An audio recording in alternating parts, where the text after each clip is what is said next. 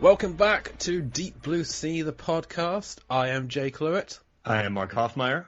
And if you're not familiar, on this show, we review the Rennie Harlin 1999 classic Deep Blue Sea, one Deep Blue scene at a time. And we have another fantastic guest for you joining us this week. We have Lisa Leahy. Lisa, welcome to the show. Thank you for having me. I'm very excited. Excellent. I came to an interesting realization this week. Do you want to hear about it? Always. Yes, please. All right, so I was thinking about this movie, and I love this chapter we're covering because I just love the slipping and sliding. You have LL Cool J basically Sherman Preacher Dudley on a glorious water slide that would make for a really nice lazy river if you had a tube in the facility.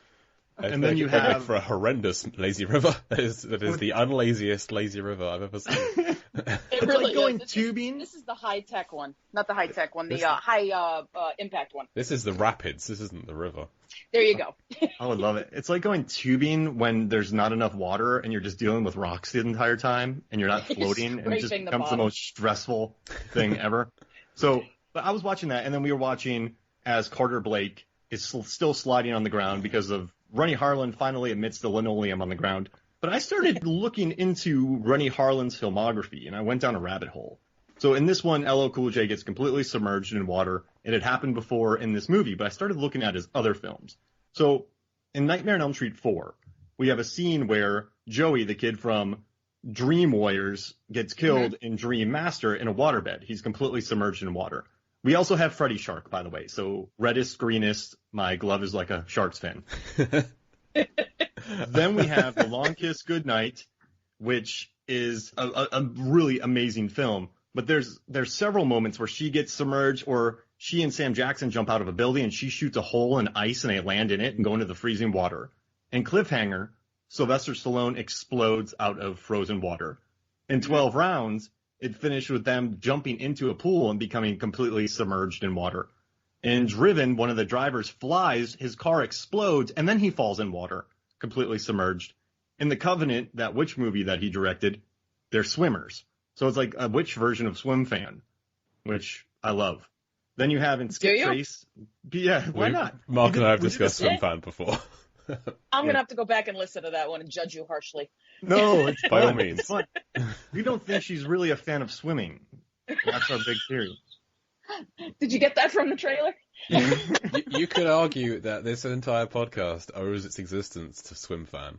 When Mark was a guest on the Lambcast, my other podcast, we did a sports movie draft, and his first round pick, the first pick out of the gate of anyone involved, was Swim Fan, which I'd never seen, I'd never even heard of.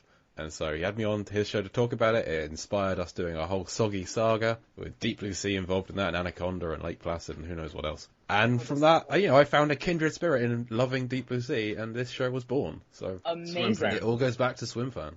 That's our origin story right there. I love it. Oh yeah, cool. I love it. It's better than these sharks' origin stories, I'll tell you that. Ain't that the truth? And then I was watching Skip Trace, the one with Jackie Chan and Johnny Knoxville, which made $150 million worldwide, but no one knows about it. No, but in that one, they're rafting. It's fun. It's a fun movie. Good set pieces because it's a Harlan film. But they fall into water, they get submerged, and then people drown. In Cutthroat Island, there's tons of people getting submerged. There's a great underwater kiss between Modine and Davis when they're underwater. Then you have The Legend of Hercules, which Hercules somehow is a cliff diver, so he dives right into the water. You have The Adventures of Ford Fairlane, which features Andrew Dice Clay fighting Robert Englund in a sinking boat. And Robert Englund goes under the water. Dice Clay's like, where'd he go? Where'd he go? And Englund pops up behind him. It's like, aha! In the water. Right? I got you. Like a remake. Many actors who have worked with him work with him again. I've noticed Rennie Harlin. But he's got some repeats. Yeah, we've got Sam Jackson in here. And then we have Mindhunters, where there's a big boat explosion, and the boat explosion knocks people into the water. Another completely submerged thing. So I thought, man, I think every single movie has someone completely submerged in water. But then, disappointingly, I got to Exorcist the beginning. I was just going to say, I can't remember whether or not. No. But Skarsgård is that one. Yeah, Skarsgård did. Repeat actor. Oh, wow. Yeah, you're right. Oh, I love it. Yep. I don't think there's any in Die Hard 2.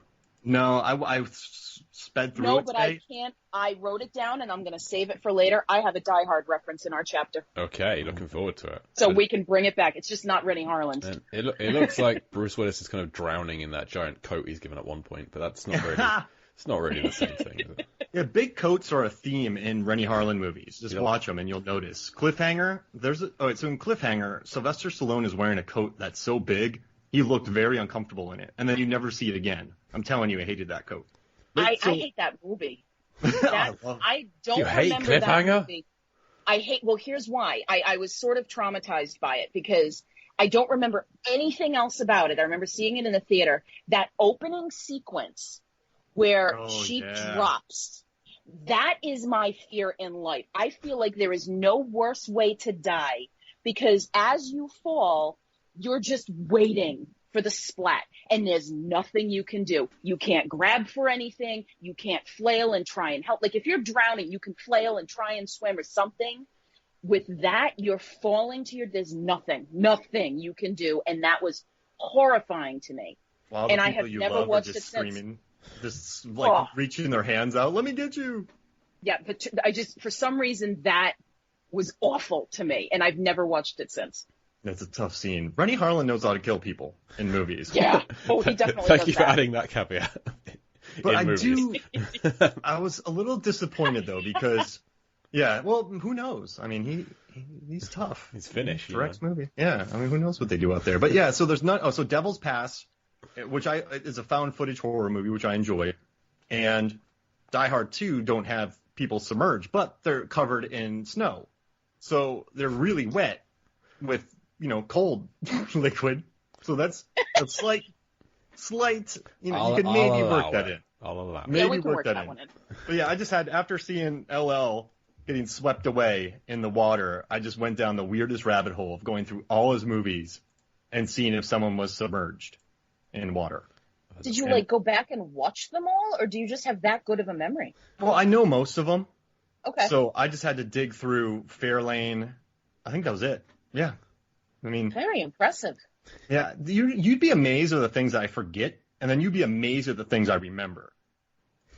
Not necessarily, because I'm the same way. I like to tell my students that I know everything about nothing and nothing about anything, which translates to don't ask me anything important. Like, don't ask me history things that are relevant to life. No, but I can tell you, the date that I saw Jurassic Park in the movie theater when I was in 9th grade. Like, I can't tell you anything useful. So I certainly can appreciate someone with a random memory like mine. Hey, Mark, how many splits did JCVD do in Bloodsport? Boom, I know it. But Mark, what's this important thing? I don't know.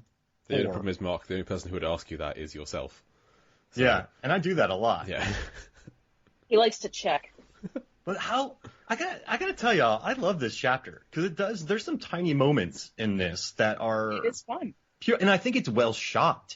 It starts with Preacher calling Brenda in the tower. But instead of calling her Tower, he says Brenda first. And then he calls her Tower. Yeah. But I appreciate that he started with Brenda and not just Tower. Yes. Yes. Just, hey, Brenda. Preacher knows how to humanize the crew. Mm-hmm. And I take that as, like he's part of the crew. He's not one of the doctors. He's not the rich guy in the suit. You had that in a previous thing where he kind of put Samuel Jackson in his place, and he talks about how, well, he's like, aren't you the guy in the Alps or the Himalayas, wherever the heck he was? And he says, well, that's something that you leave for the white people, brother, because Samuel L. Jackson called him brother. So it's kind of like this. You're trying to find this similarity with me, but you're you and I'm me, and we're going to do our own thing. And I feel like he's got that kinship with Brenda. Yeah. Yeah. They're the that two human connection. They're the two kind of. They don't need to have any specific qualifications to do the jobs that they do, outside of. Sure. Well, I mean, he's a cook. That's a great skill to have, and Brenda obviously knows how to do the radio stuff. But you could transfer those skills to many other places, whereas everyone else in there is kind of shark relevant knowledge. Yeah. Yes. Yeah. You can be a cook anywhere. I have been complaining. Everyone just goes, hey, Tower, hey, Tower. No, hey, Brenda. And that just means Preacher's just the greatest man in the planet. And also, imagine this. During the kitchen fight, the bottle that he threw on the ground because he feels like God is judging him comes back. and it just floats into his hand, and he just cracks it on something, breaks it, and starts stabbing the shark with it. How amazing! Would that have been good? That would have been great. I think it would be good. Yeah, or if the bird was like bobbing on the bottle, which would have been fun. Oh yeah, that would have been amazing. It's a little Chekhov's gun kind of thing. Like, see this bottle? This is going to come back in that third act, and he's going to save the day with it. But well, we have that with the crucifix. Oh man, imagine that! It's instead of the crucifix, which I would never change, it's the bottle, and he just starts clonking the shark on the head with the bottle, and it's just thunk. Thunk. You hear that in the background. That would be funnier than a broken bottle. I do like that. I think that might have had some studio notes of, you're kind of saying drinking's a good thing. Yeah. So they might not have approved of that. But don't they say that a way to get a shark away from you is to punch it in the nose? They do, yes. Because it kind of So it he stuns could have used the bottle to punch the shark in the nose because, we're dealing with like crazy uber shark. And so instead of just punching the shark in the nose and really having no impact, maybe the bottle could have really given him more clout, and that could have been what saved it. But and you're hearing that for about 3 minutes while Susan and Carter are making explosives, and in the background you just hear thunk, thunk, thunk, thunk. Just 3 minutes of him bapping the shark, and then he gets loose. Yes. And then he gets the gun and shoots it. So, what's everyone's ratings on Uber Shark? Do you have 5.0, man. Oh, good. That's good to hear. Good to hear. Yeah. Coined a term. I love it. I took one in a lake the other day, and we were both surprised. I was expecting a large turtle, snapping turtle, something of that nature to pop up. So yeah, I booked one, and all that showed up was like a barracuda with a fin strapped to it. I took it anyway, but it was far less comfortable than I was expecting. It kept chasing like shiny stuff, right? So it kind of took you a long time. Yeah, it didn't go where I wanted it to go. It took me to like the shiny pebble side of the beach. It breaks down your rating. You need to lower rate him. Make sure he learns from that next time. Oh yeah, but I couldn't really complain because then he was going to lower my rating, and I just feel like it's a kind of a standoff. If I knock them down, they'll knock me down back.